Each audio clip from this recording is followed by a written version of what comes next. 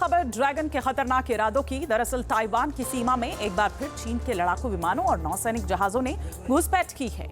ये चीन की ताइवान पर दबाव बनाने की रणनीति है, क्योंकि पहले भी वो ऐसा कर चुका है। इससे दोनों देशों के बीच तनाव और बढ़ गया है। इस बीच पेंटागन की एक रिपोर्ट भी सामने आई है, जिसमें यह दावा किया गया है कि चीन अब सिर्फ ताइवान की आजादी को रोकने तक सीमित नहीं है, बल्कि वो रणनीतिक और निर्णायक जीत के लिए पूरी ताकत झोंक रहा है।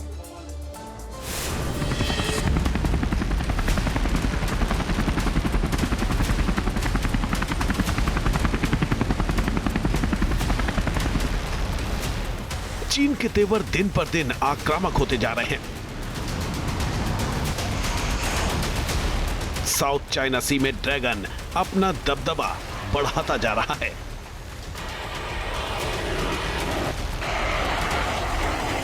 चीन ताइवान पर दबाव बढ़ा रहा है, जापान को परमाणु धमकी दे रहा है।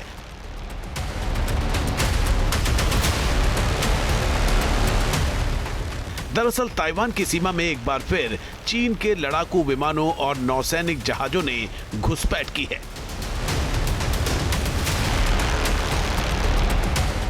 इसे चीन की ताइवान पर दबाव बनाने की रणनीति माना जा रहा है। ऐसा इसलिए क्योंकि ड्रैगन पहले भी ऐसा कर चुका है। चीन की इस हरकत से दोनों देशों के बीच तनाव और बढ़ गया है। ड्रैगन की आक्रामक रणनीति से जंग का एक और मोर्चा खुलने की आशंका बढ़ गई है। ताइवानी रक्षा मंत्रालय के मुताबिक चीनी लड़ाकू विमानों ने 2 बार मध्य रेखा पार की और ताइवान के उत्तरी और दक्षिण पश्चिमी वायु रक्षा पहचान क्षेत्र में प्रवेश किया।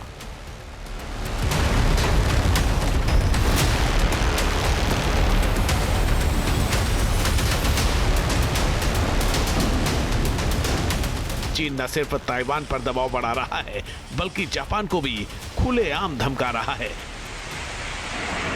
पेंटागन की एक नई ड्राफ्ट रिपोर्ट में ड्रैगन की जंगी तैयारियों का खुलासा किया गया है।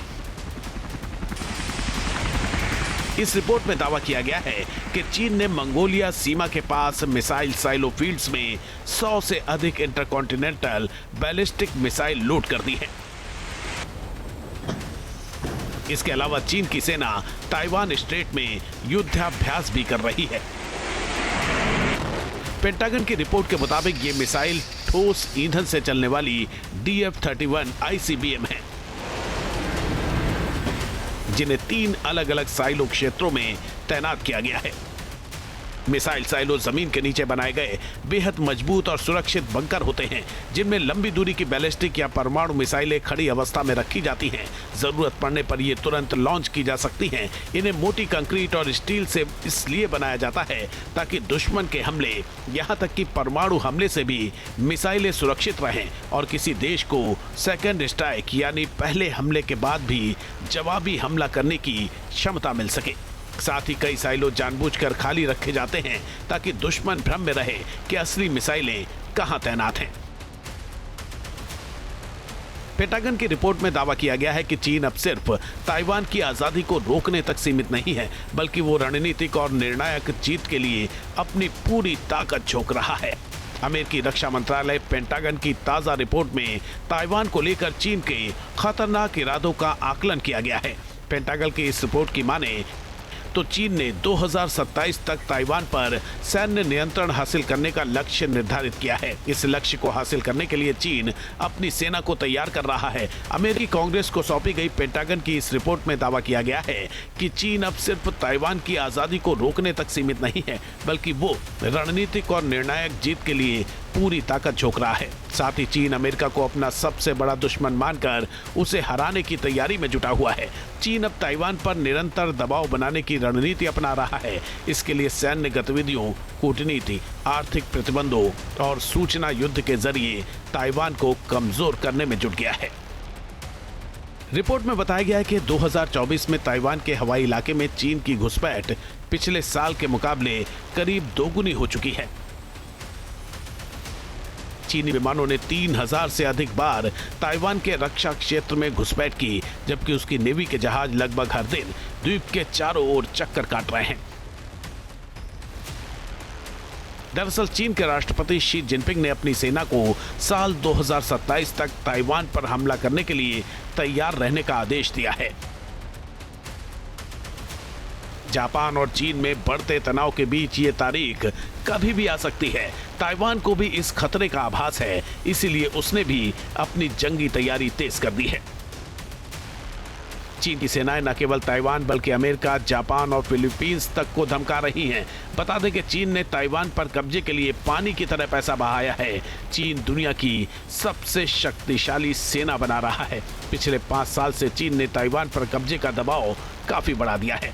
चीन ताइवान को अपना हिस्सा बताता रहा है, वन चाइना पॉलिसी की वकालत करता रहा है। हालांकि ताइवान चीन के दावों को नकारता रहा है और अपनी संप्रभुता की रक्षा की बात दोहराता रहा है। ताइवानी राष्ट्रपति लाई चिंगते ने कहा है कि उनका देश अपनी रक्षा करने के लिए प्रतिबद्ध है। उन्होंने कहा कि हमारी सबसे बड़ी कमजोरी आत्मसमर्पण है, इसलिए ताइवान असिमेट्रिक वॉरफेयर पर फोकस कर रहा है, यानी छोटे और तेज हथियारों पर जो बड़े दुश्मन को हराएं।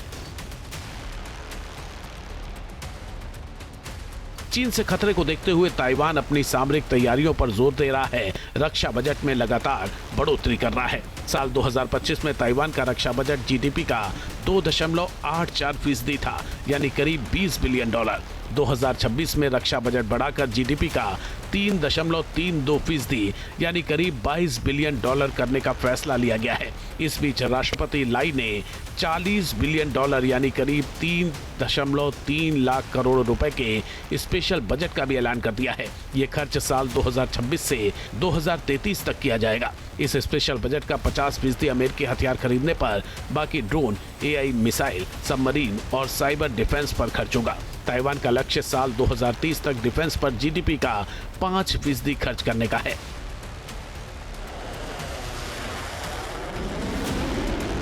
चीन ने ताइवान के रक्षा बजट बढ़ाने के फैसले पर तीखी प्रतिक्रिया दी है। चीन ने कहा है कि ये ताइवान को केवल तबाही की ओर ले जाएगा।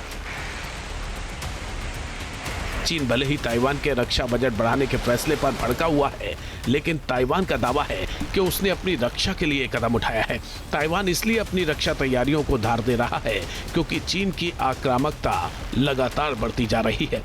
आपके मोबाइल पर तुरंत आएगी ब्रेकिंग न्यूज। स्क्रीन पर सबसे पहले दिखेगी बड़ी खबर। देश दुनिया की हर खबर एक जगह। अब आपके मोबाइल पर तुरंत फटाफट इंस्टॉल कीजिए न्यूज़ नेशन ऐप और रखिए खुद को अपडेट।